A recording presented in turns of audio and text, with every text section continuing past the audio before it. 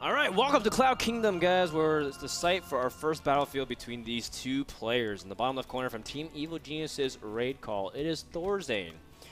Marcus Eklof, who is the WCS Sweden champion and winner of DreamHack this year. Actually, really fun thing. I talked to Rotterdam, and he said ThorZaIN actually doesn't even consider himself too deep in a slump, at least for 2012. He thinks he's done a pretty reasonable job, at least earlier on in the year. Sure, he may not be winning every single tournament, but he's won tournaments, and he's gotten enough money to actually feel like he's been pretty satisfactory. So ThorZaIN's at least keeping a healthy mindset, which is really important, because if you start getting to that loser mentality, which is like, everything I'm doing is wrong, and Andre was telling me this about it one time, where if you just go on like a non-stop losing streak and you start getting down about yourself, you start losing confidence in your play. You're ahead, but you don't feel like you're ahead, so you don't know how to capitalize on advantages anymore, and your decision-making starts to significantly drop, and you might still play well, but you just still lose games. But ThorZaIN's not in that mentality, according to at least what Kevin's told me, so I think ThorZaIN's still in a pretty fresh mindset. But he has a huge mountain to climb in TaeJa, the blue Terran in the top right from Team Liquid, the ace of one of the biggest news site in StarCraft 2. TaeJa is awesome, but he has been suffering some injuries, Andre, and people have been saying that's part of his decline because his wrist injury is starting to catch up to him. It just seems like the best Terrans in the world are plagued by injuries, man. MVP, TaeJa, Greedtorp, TLO at the time. TLO. Greydtorp. Yeah. Yeah.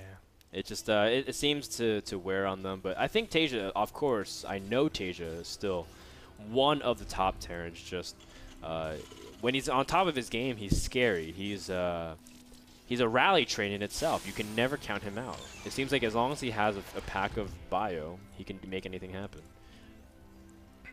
Well, we're going to see how TaeJa does against ThorZaIN over here, as he already scouts out his opponent, who has gone for a gas first. Now, normal indicators whenever you see gas first is one of two things.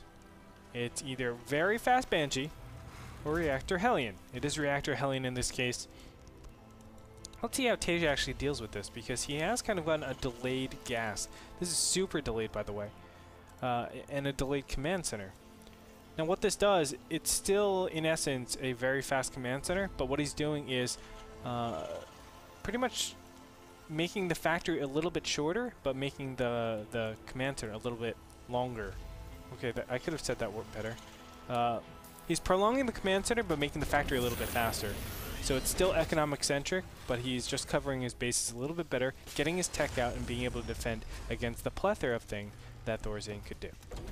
Well, that's what TaeJa has to do, but we'll see if he actually ends up doing it. Second gas almost finishing up as well. TaeJa doing sort of delayed Hellions like you were mentioning, Andre, and I think, I mean, based off these opens, it feels like it should sort of cancel out here, unless TaeJa lets more damage happen, and I don't necessarily think that's going to happen, because Cloud Kingdom is a map that you kind of suspect a lot of one-base play. People like to proxy factories a lot and do stuff like that. I know that TaeJa knows that ThorZaIN's not proxying, but in general, Hellion elevator play is so popular on this map that some people opt to go for a fast Viking, like Gumiho, for example. If you watch his GSL matches or even some of his GSTL on Cloud Kingdom, Gumiho loves going Viking into mech, but instead of going for like an early medevac or a Banshee or even a Raven, he just goes Viking. It's really cool. Well, we'll see how good this particular Marine Hellion drop is going to be, as the Hellion almost passes that one dropship. Just so very close. But he's going to go ahead and take the Watchtower. That should give him some indicator to see where's that Hellion going. And of course, it's going over to a drop. Wow. TaeJa's giving him plenty of time. TaeJa, come on, man. And the Marines do end up surviving. A few more Hellions coming in. Oh, TaeJa pulling his SCVs as well as summoning back some of the other Hellions. And it looks like ThorZaIN will have to eject, at least for now. 4 Hellions do come out, but the first Viking is pressuring that medevac. It is going to die. So ThorZaIN's on the clock. And TaeJa deals it very nicely, not losing too much. Awesome. Nicely done, and he has an TaeJa. extra Oh my gosh. Yeah, he does. And not only that, look at that. He cleans up all the Hellions without taking heavy losses. This last Hellion shouldn't do any damage. And from this ThorZaIN now is just halfway done with his command center. So TaeJa, yes, has a amazing advantage. Third command center. That's standard textbook TaeJa. Realizing, okay, I held it off. Get super far ahead. A nice scan actually sees what is the continuation to this. Is it going to be a continued pressure, like a 1-1-1, or are you switching it over to more economic style? And he scanned and saw a tech lab on the starport. So normally you're actually scared of not Vikings, of Banshees, in which you would make a lot of Vikings from that. But of course, we see that he's going a Raven instead. Very, very intelligently done. And now TaeJa has all the time in the world. He doesn't have to ever feel like he has to attack. He just has to get a nice army, transition to whatever composition he wants to go for, which I guess in this scenario he's going to go for Delay Cloak Banshees, which is so funny because ThorZaIN's going for a fast Raven. So based off the way the mind games work, right? The Delay Cloak Banshees, like, he won't be expecting this. I can shut down his economy further. I can harass a ton, get super far ahead with 3 command centers. But ThorZaIN's like, yeah, I'm going to go fast Raven. It's actually really funny how that worked out. This matchup is a lot of punishing your opponent. Like, you don't want to actually go a build that defends against everything. I know that sounds crazy in this matchup, but there's a lot of times positions where if you defend against everything, you can actually be taken advantage of in the economy. You can actually like just lose straight out if you defend against everything, just because it takes so much investment to defend against something like Banshee Tech and then at the same time defend against something like Marine Siege Tank. That's why these players actually focus on scanning and actually seeing what exactly your opponent is doing, else you're going to be behind. And part of that, TaeJa is trying to punish his opponent now by going this obviously the Cloak Banshee, but a lot of times, you know, ThorZaIN will not defend against this. And look at this, ThorZaIN has a Viking in position that will catch that Banshee momentarily. Nicely done. Cloak will go ahead and initiate pretty soon here. And TaeJa won't be able to really do anything. He's just going to maximize it. Nice repair on the SCVs to make 3 shots instead of 2. And TaeJa does whittle down the SCV count, although he's very far ahead in the workers. 38 to 51. And he's even got defensive siege tanks. Like we said, TaeJa never really has to attack. He's just going to be super far ahead production-wise. Getting up his own factories a little bit later than his opponent, but that's okay considering how much excessive resources he has because of that lead. Second Banshee is going to go ahead and dodge that Viking shot, so nicely done. There is an impending drop with 4 Hellions ready to do damage on TaeJa. Let's see how he actually does. ThorZaIN actually doing a pretty good job. He is behind in his 3rd command center, of course. But TaeJa is still ahead. Even though supplies don't really tell that, just having this 1 command center here helps out so much. 58 to 41 Harvester, sweet Jesus. That is a big advantage.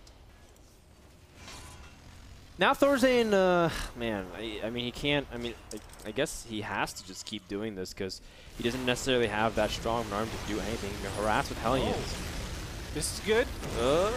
He's got a oh no, a great defense again from TaeJa. Does manage to pick off a few more workers, but I mean, TaeJa's been able to trade this very efficiently, and how much this cost ThorZaIN to harass. In the end, it's a nice little pick off. Again, another run-by attempt at the 3rd base. ThorZaIN trying to do everything right. Just TaeJa holding beautifully. It's kind of one of those things where you try to force an opponent to make a mistake, and then what happens when your opponent doesn't make a mistake? It's like, wow, you're just outplaying me. Yeah, that's honestly it. Now, Cloud Kingdom, I do like this map because even if it's mech versus mech, you don't really have the stagnated, you know, situations where both of them are splitting the sides. It's actually a situation where, because there are so many counterattack options, you can kind of circumvent the army at all times. And that's really, really cool because I feel like it brings on a lot of quick thinking. You have to be on the map. You have to be on top of everything if you want to be successful.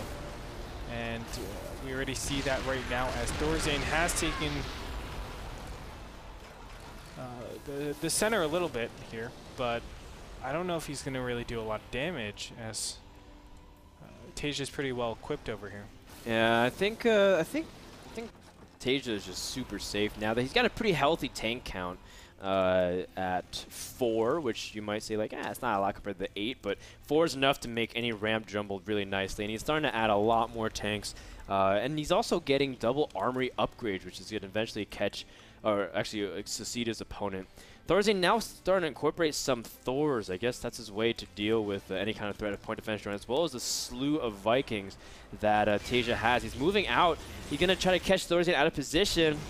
A little bit of volleys back and forth, but in the end, the point defense drone is forced from TaeJa, and as well as ThorZaIN. Now the Banshee's going to be able to work onto the tanks as long as he can fight for air position. Look at this of all things. It's a mech game, but it becomes a war of sky, Terran, early on, and TaeJa has a big advantage. Banshee able to whittle down the numbers, and TaeJa able to take back that tank advantage simply because of positioning. Nicely done and able to fight for Sky.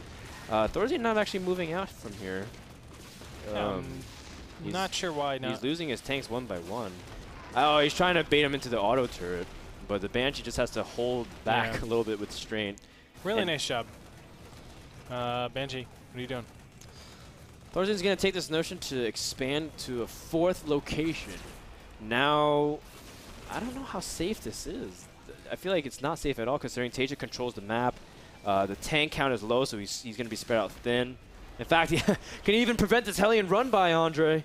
He can't. In fact, they're going to have like this awkward base trade where TaeJa is just going to have to lift and abandon that 3rd, but he's got defenses back at home. Everything's going to die at the natural for ThorZaIN. The SCV is trying to block that, blockade the path. But TaeJa's got a lot more at ThorZaIN's natural than ThorZaIN has at TaeJa's 3rd. Unfortunately, these SCVs will not run to cover as this other command center is actually taking the pathing, the priority pathing. But these siege tanks on the high ground should be able to stop everything. TaeJa has gone ahead and denied everything as well. You can see the 3rd base is removed. The natural is actually removed, which is a lot more critical.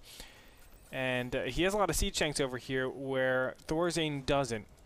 So that means he can actually just camp over this natural for the longest time, and he doesn't have to worry about a thing. And there you go. He's sieging up, taking the contain, whereas ThorZaIN doesn't have the contain, so obviously big advantage going to TaeJa. Yeah, now TaeJa will kill off this orbital command, maybe. No, wow, well done there by ThorZaIN to defend it. Now ThorZaIN also has 2 more expansions going up. TaeJa does not know about this 4th base. In fact, doesn't know about anything. He thinks his opponent's contained to 1 base, giving him a false sense of security. Although TaeJa just has so much. Don't land that orbital command center! Wow. Don't land that other one either, TaeJa. Oh man, getting a little bit sloppy, but it's okay because he now has a huge force, point defense drone to prevent anything from coming up, and now the Vikings can clean up this huge force. And ThorZaIN doesn't really have that large of an army. Wow, I think TaeJa should just be able to crush those other expansions and he'll be set. Yep, and he has the full contain. So he's going to do a great job at just pressuring the 3rd, pressuring the 4th base. He doesn't have to worry about a single thing. ThorZaIN now going to try to bust out here.